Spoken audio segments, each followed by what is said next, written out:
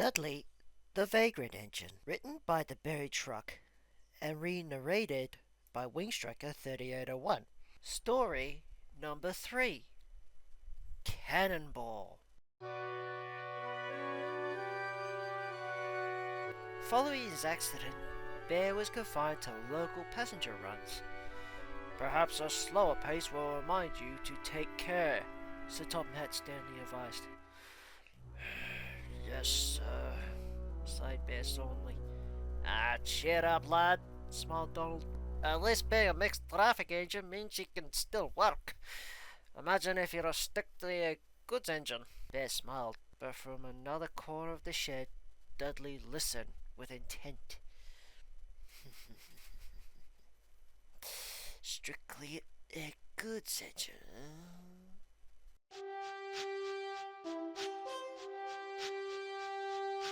Gordon was feeling unwell. He struggled valiantly on, not wanting to disappoint the passengers. However, it was clear he needed maintenance. Oh, you poor thing, sympathized Dudley. It's most admirable to push yourself to such a limit.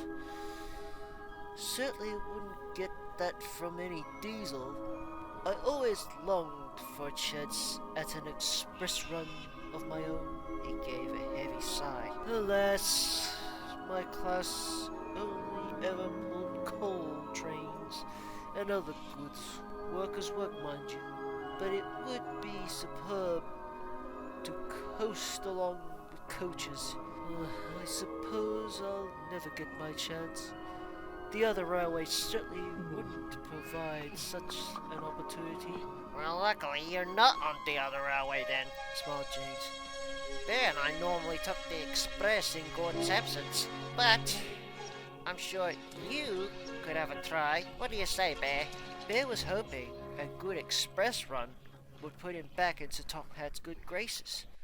However, he feared being painted as a villain if he denied Dudley's wish. I don't see why not, he said with a forced smile. I'm sure you'll manage well. Most kind of you to offer, smiled Dudley. I only hope Sir Topham Hatt will agree. Indeed he did. Dudley shared express dues with the others and managed swimmingly.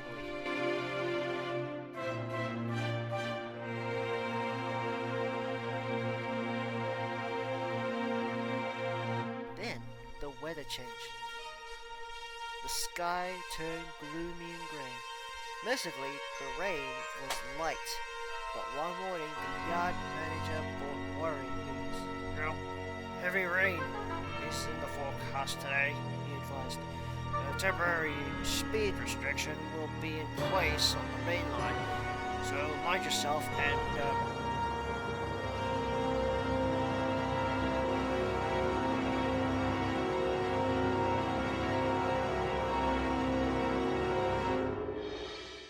Hey, where's Dudley?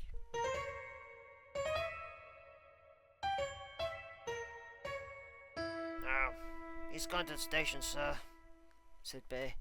The express will be leaving soon. No bother, fussed the yard manager. He needs to know about the restrictions. Well, don't worry, smiled Bear. I'm off to collect my local. I'll give him the message. The yard manager tipped his cap in thanks and walked away.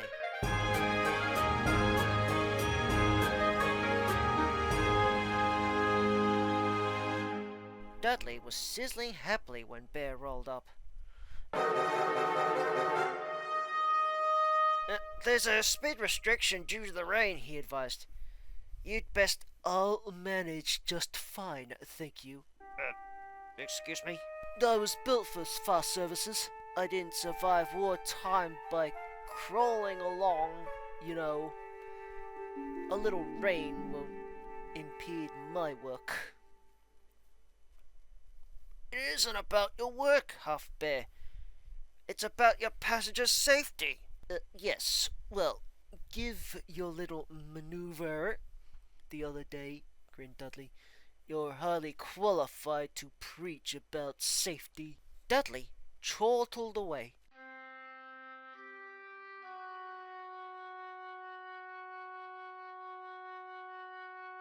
leaving Bear brooding.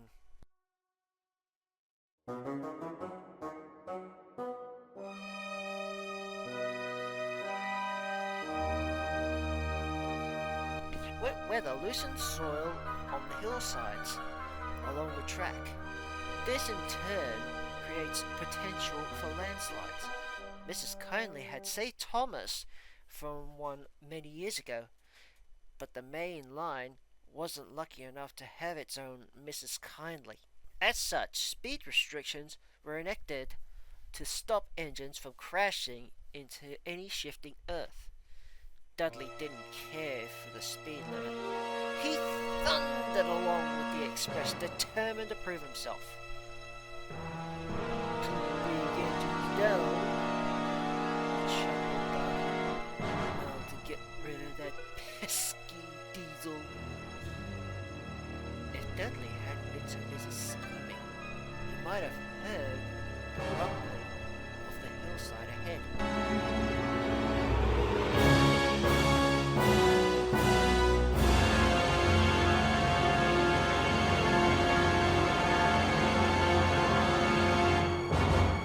Heavy rain had worked its magic, and the soil was ready for a mad dash towards the rails.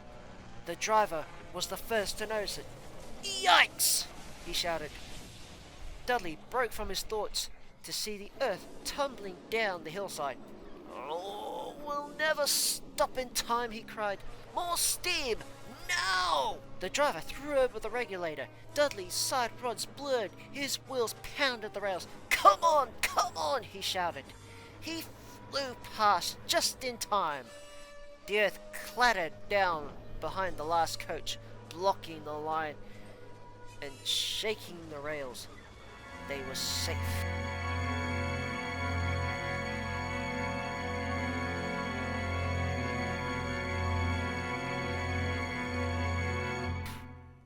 At the station, the passengers flooded the platform and swarmed around the station master. "Your engine is a hero," they shouted. "He shot off like a cannonball and saved us."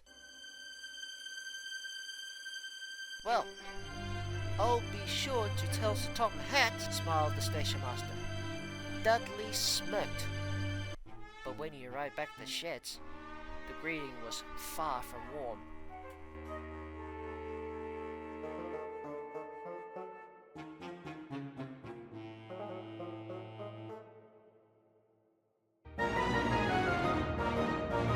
"Speed restrictions are not optional, Dudley. You may be used to fast work, but that's no excuse for gambling with the lives of our passengers." "Speed restrictions, sir?" Dudley replied innocently. "I wasn't aware of such a thing." "But Bear told you at the station, didn't he?" asked the yard manager. It was unfortunate that Bear hadn't returned in time to defend himself. "I'm afraid not, sir," lied Dudley. "Though I'm not surprised. He's been ever so jealous since I started taking the express. I certainly hope he wasn't planning on sabotage." Sir Topham Hatt looked gravely at Dudley, then back to the yard manager. "We shall investigate this," he said at last. "As you did save the passengers from disaster, I'll give this incidence of violation. However, future restrictions are to be followed. Is that clear?" "Crystal, sir," smiled Dudley. When Bear returned, the shed was in an uproar.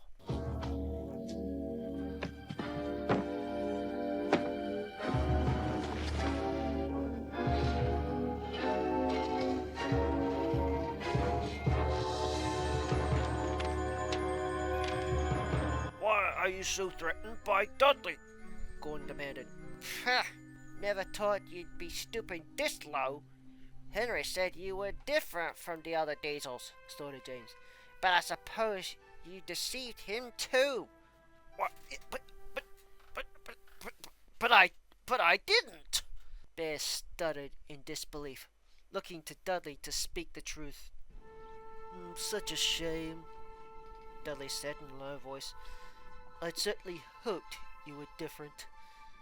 Bear was mortified. He felt helpless and wanted more than anything for Henry to return. Oh, perhaps I don't belong here after all, he sighed, and sadly went to sleep.